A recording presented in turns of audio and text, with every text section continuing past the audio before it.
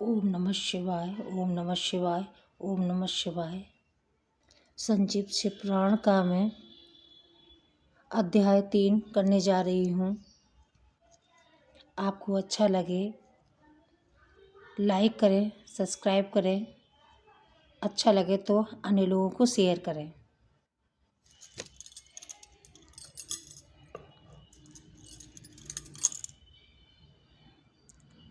उसके सारे मल मूत्र धुल गए। वह दिव्य रूप धारणी दिव्यांगना हो गई। उसके दिव्य अवयव उसकी शोभा बढ़ाते थे। मस्तक पर अर्धचंद्र का मुकुट धारण किए वह गौरांगी देवी शोभाशाली दिव्य आभूषणों से विभूषित थी।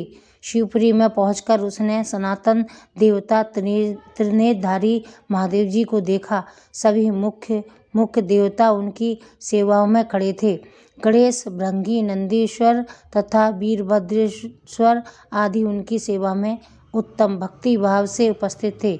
उनकी अंग कांति करोड़ों सूर्यों की समान प्रकाशित हो रही थी। कंठ में नील चिन्ह शोभा पाता था। 5 मुख और प्रत्येक मुख में 3 नेत्र थे।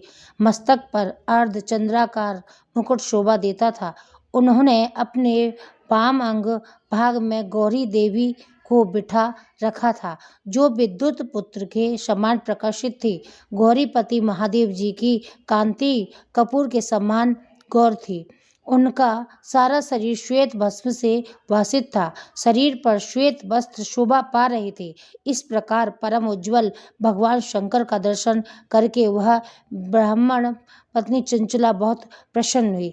हाथ जोड़कर वह बड़े प्रेम, आनंद और संतोष से युक्त हो विनीत भाव से खड़ी हो गई। उसके नेत्रों से आनंद अश्रुओं की अविरल धारा बहने लगी तथा संपूर्ण शरीर से रोमांच हो गया। उस समय भगवती पार्वती और भगवान शंकर ने उसे बड़ी करुणा के साथ अपने पास बुलाया और सौम्य दृष्टि से उसकी ओर देखा। पार्वती जी ने दिव्य रूप धारणी बिंदु गप्रिया चंचला को प्रेम पूर्वक अपनी सखी बना लिया। वह उस परमानंद घन ज्योति स्वरूप सनातन धाम के अविचल निवास पाकर दिव्य सौख्य से संपन्न हो अक्षय सुख का अनुभव करने लगी।